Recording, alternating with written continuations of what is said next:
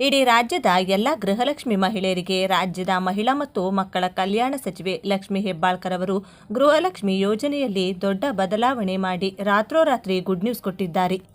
ಕಳೆದ ಕೆಲವು ತಿಂಗಳಿನಿಂದ ಬಾಕಿ ಉಳಿಸಿಕೊಂಡಿರುವ ಹಣದಲ್ಲಿ ಈಗಾಗಲೇ 2 ದಿನಗಳ ಹಿಂದೆ ಮಾತ್ರ ಒಂದು ಕಂತಿನ ಹಣ ಜಮಾ ಮಾಡಿದ್ದಾರೆ.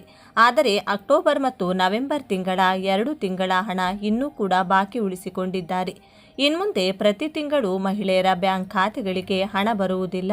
ಮಹಿಳೆಯರನ್ನ ಆರ್ಥಿಕವಾಗಿ ಸಬಲೀಕರಣಗೊಳಿಸಲು ಕರ್ನಾಟಕ ರಾಜ್ಯ ಕಾಂಗ್ರೆಸ್ ಪಂಚ ಗ್ಯಾರಂಟಿ ಯೋಜನೆಗಳನ್ನು ಜಾರಿಗೊಳಿಸಲಾಗಿದ್ದು, ಅದರಲ್ಲಿ ಪ್ರಮುಖವಾಗಿ ಗೃಹಲಕ್ಷ್ಮಿ ಯೋಜನೆಯು ಪ್ರತಿ ತಿಂಗಳ ಮಹಿಳೆಯರಿಗೆ 2,000 ಹಣ ನೀಡುವ ಮಹತ್ವದ ಯೋಜನೆಯನ್ನು ಜಾರಿಗೆ ತರಲಾಗಿದ್ದು, ತಾತ್ಕಾಲಿಕವಾಗಿ ಸಮಸ್ಯೆಗಳು ಆಗಾಗ ಸಂಭವಿಸುತ್ತಿರುವ ಕಾರಣಕ್ಕಾಗಿ ರಾಜ್ಯದ ಎಲ್ಲ ಮಹಿಳೆಯರಿಗೆ ಏಕಕಾಲದಲ್ಲಿ ಇನ್ಮುಂದೆ ಹಣ ಬಿಡುಗಡೆಯಾಗಲಿದ್ದು, ಇನ್ಮುಂದೆ 2,000 ರೂಪಾಯಿ ಹಣ ಎಲ್ಲ ಒಟ್ಟಿಗೆ 6,000 ಹಣ ನೀಡಲಿದ್ದಾರೆ.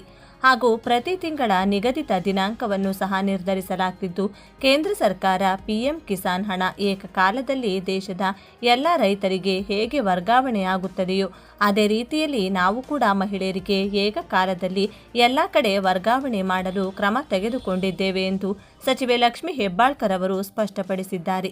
ಬನ್ನಿ ಹಾಗಾದರೆ ಬಾಕಿ ಉಳಿದಿರುವ ಇನ್ನೂ 2 ತಿಂಗಳ ಹಣ ಅಂದರೆ ಅಕ್ಟೋಬರ್ ಮತ್ತು ನವೆಂಬರ್ ತಿಂಗಳ ಹಣ ಸೇರಿದಂತೆ ಇನ್ನು ಮುಂದೆ ಬರುವ ಹಣ ಯಾವಾಗ ಜಮಾ ಆಗುತ್ತದೆ, ಇಷ್ಟಕ್ಕೂ ಗೃಹಲಕ್ಷ್ಮಿ ಯೋಜನೆಯಲ್ಲಿ ಮಾಡಿರುವ ಬದಲಾವಣೆಯಾದರೂ ಏನು ಎನ್ನುವ ಎಲ್ಲ ಕಂಪ್ಲೀಟ್ ಡೀಟೇಲ್ಸನ್ನು ಈ ವಿಡಿಯೋದಲ್ಲಿ ನೀಡಲಾಗಿದ್ದು, ತಪ್ಪದೇ ವಿಡಿಯೋವನ್ನು ಕೊನೆವರೆಗೂ ನೋಡಿ.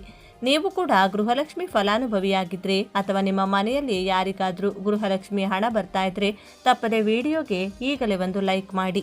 ಗೃಹಲಕ್ಷ್ಮಿ ಯೋಜನೆಯ ಹಣ ಬಿಡುಗಡೆ ಕುರಿತಂತೆ ಮುಖ್ಯಮಂತ್ರಿಗಳ ಆರ್ಥಿಕ ಸಲಹೆಗಾರರಾದ ಬಸವರಾಜ ರಾಯರೆಡ್ಡಿ ಅವರು ಮಹತ್ವದ ಹೇಳಿಕೆಯೊಂದನ್ನು ನೀಡಿದ್ದು, ಇನ್ಮುಂದೆ 3 ತಿಂಗಳಿಗೊಮ್ಮೆ ಹಣ ಬಿಡುಗಡೆ ಮಾಡುವ ಇಂಗಿತವನ್ನು ವ್ಯಕ್ತಪಡಿಸಿದ್ದಾರೆ.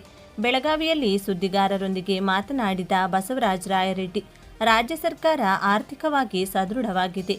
ಆದರೆ ಕೇಂದ್ರ ಸರ್ಕಾರದಿಂದ ಬರಬೇಕಾದ ಜಿಎಸ್ಟಿ ಪಾಲಿನ ಹಣ ಬರುವುದು ವಿಳಂಬವಾಗುತ್ತಿದೆ. ಕೇಂದ್ರದವರು ನಮ್ಮ ಪಾಲಿನ ಹಣವನ್ನು ಕೊಡುವುದು ತಡ ಮಾಡುತ್ತಿರುವುದರಿಂದ ರಾಜ್ಯದಲ್ಲಿ ಹಣಕಾಸಿನ ಹೊಂದಾಣಿಕೆ ಮಾಡುವುದು ತುಸು ಕಷ್ಟವಾಗುತ್ತಿದೆ. ಈ ಕಾರಣಕ್ಕಾಗಿ ಗೃಹಲಕ್ಷ್ಮಿ ಯೋಜನೆಯ ಹಣವನ್ನು ಪ್ರತಿ ತಿಂಗಳು ನೀಡುವ ಬದಲು 3 ತಿಂಗಳಿಗೊಮ್ಮೆ ಒಟ್ಟಿಗೆ ನೀಡುತ್ತೇವೆ ಎಂದು ತಿಳಿಸಿದ್ದಾರೆ. ಈ ಹೇಳಿಕೆಯ ಪ್ರಕಾರ ಇನ್ಮುಂದೆ ಫಲಾನುಭವಿಗಳ ಖಾತೆಗೆ ತಿಂಗಳಿಗೆ 2,000 ರೂಪಾಯಿ ಬರುವ ಬದಲು 3 ತಿಂಗಳಿಗೊಮ್ಮೆ ಒಟ್ಟು 6,000 ರೂಪಾಯಿ ಜಮೆಯಾಗುವ ಸಾಧ್ಯತೆ ಇದೆ.